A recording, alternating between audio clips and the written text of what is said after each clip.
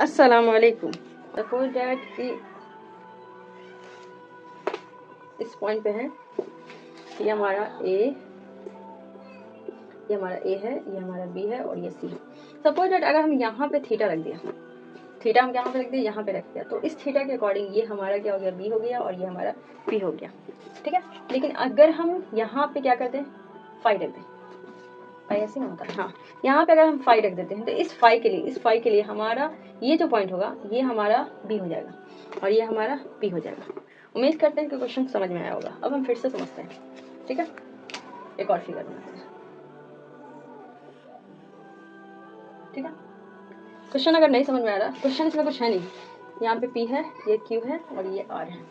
अगर हम P point पे, मतलब हम यहाँ पे थीटा एंगल नहीं लिखते, इसमें एंगल है ही नहीं, मान लो हम पी पॉइंट पे, इस पी पॉइंट के लिए ना ये हमारा बी होगा और ये हमारा पी होगा, ठीक है।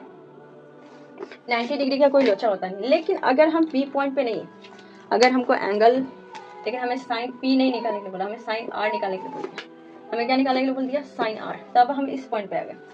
जब हम इस पॉइंट पे आएंगे ना, इस पॉइंट पे, तो इस पॉइंट के लिए हमें क्या सोचना पड़ेगा, कॉमन सी बात है, कुछ ना सोचना पड़ेगा। जब हम इस पॉइंट पे होंगे तो इस पॉइंट के लिए ये हमारा बी होगा और ये हमारा पी होगा। मतलब क्या कि जहाँ पे ये थीटा होता है ना, ये एंगल, इस एंगल के जो सटा हुआ है यही क्या होता है, हमारा बी होगा।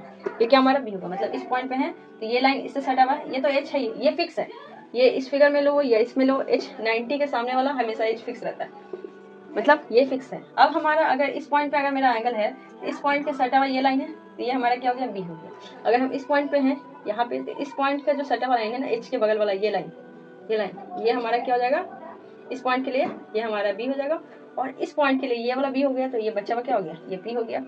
समझ में आ गया? उम्मीद करते हैं कि समझ में आ गया। अब इसी के अकॉर्डिंग अगर हम साइन आर का मान निकालेंगे, साइन आर मतलब यहाँ में है तो इसके लिए पी क्या होगा, ये होगा पी क्यू और एच हमेशा सेम होगा पी आर।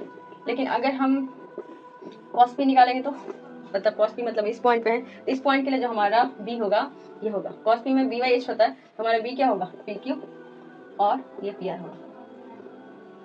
अब देख रहे हैं, आप देख रहे होंगे यहाँ पे साइन है और एंगल, साइन का आर है, कॉस का पी है और दोनों का वैल्यू क्या है, सेम है।